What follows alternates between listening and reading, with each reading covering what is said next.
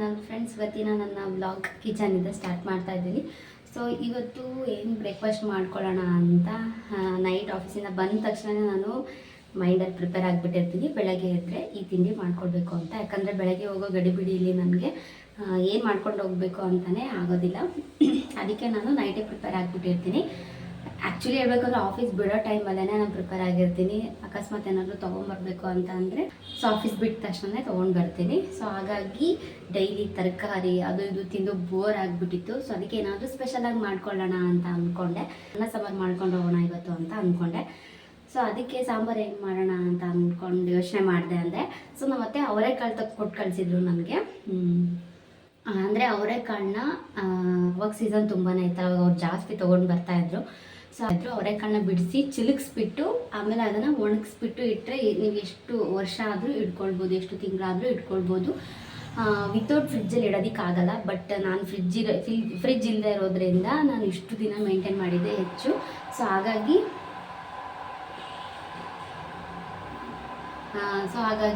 ಇವಾಗ ನಾನು ಅದನ್ನು ಮಾಡ್ಕೊಳ್ತಾಯಿದ್ದೀನಿ. ತುಂಬ ದಿನ ಆಗಿತ್ತು ಕೊಟ್ಟು ಕಳಿಸಿ. ಸೊ ಏನು ಹುಳ ಏನೂ ಆಗಿಲ್ಲ ನನ್ನ ಪುಣ್ಯಕ್ಕೆ. ವಿತೌಟ್ ಫ್ರಿಜ್ ಇಡೋದಕ್ಕಾಗಲ್ಲ. ಒಂದು ಸ್ವಲ್ಪ ದಿನ ಒಂದು ಮಂತ್ ಏನೋ ಹೊರಗಡೆ ಇಟ್ಕೊಳ್ಬೋದು ಅಷ್ಟೇ. ಸೊ ಇಷ್ಟು ದಿನ ಆದಮೇಲೆ ನಾನು ಮಾಡ್ತಾಯಿದ್ದೀನಿ. ತುಂಬ ದಿನವೇ ಆಗಿತ್ತು ಅವ್ರು ಕೊಟ್ಟು ಕಳಿಸಿ. ಅದನ್ನು ನೈಟೇ ನೆನೆ ಇಟ್ಕೊಂಡಿದ್ದೆ. ನೈಟ್ ನೆನೆ ಇಟ್ಟರೆ ಈ ರೀತಿ ರೆಡಿ ಆಗುತ್ತೆ.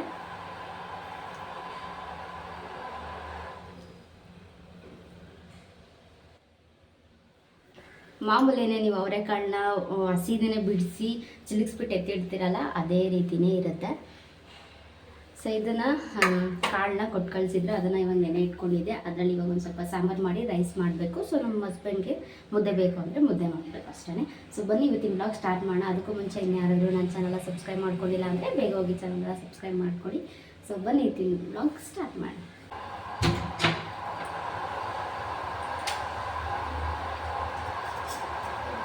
ಇದು ತುಂಬ ಇತ್ತು ಅವರೆಕಾಳು. ಸೊ ಇಷ್ಟು ನಾನು ಇಟ್ಬಿಟ್ಟಿದ್ದೀನಿ. ನಾನು ಜಾಸ್ತಿನೇ ಆಗಿದೆ ಆ್ಯಕ್ಚುಲಿ.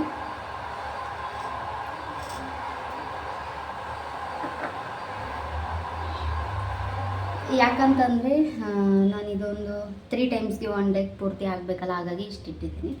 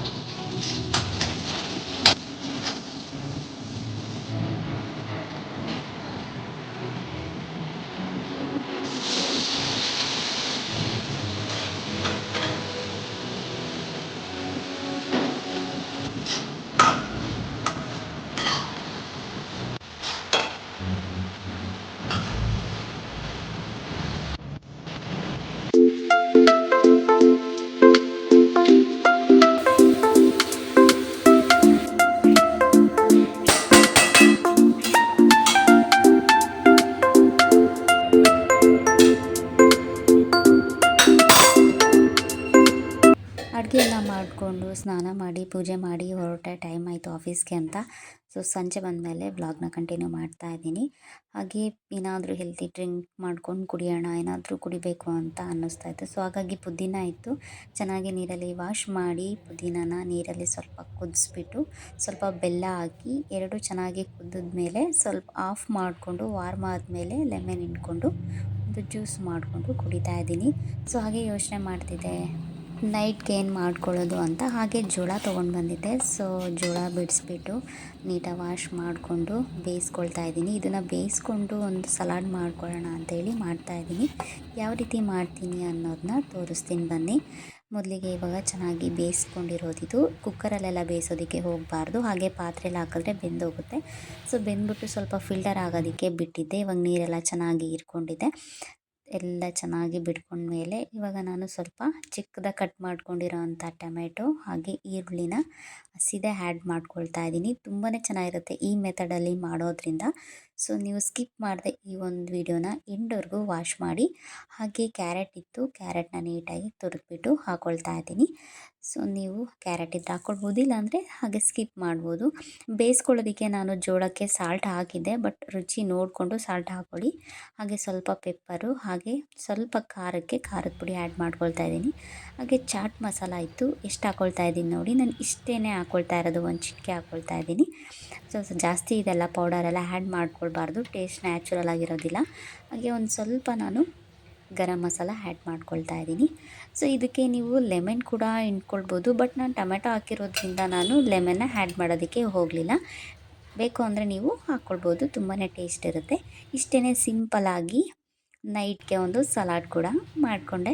ಸೊ ಇದನ್ನು ಸ್ಕಿಪ್ ಮಾಡಿದೆ. ನಿಜವಾಗ್ಲೂ ಇಲ್ಲಿವರೆಗೂ ನೀವು ನೋಡಿರೋರಿಗೆ ಎಲ್ರಿಗೂ ಥ್ಯಾಂಕ್ ಯು ಸೋ ಮಚ್.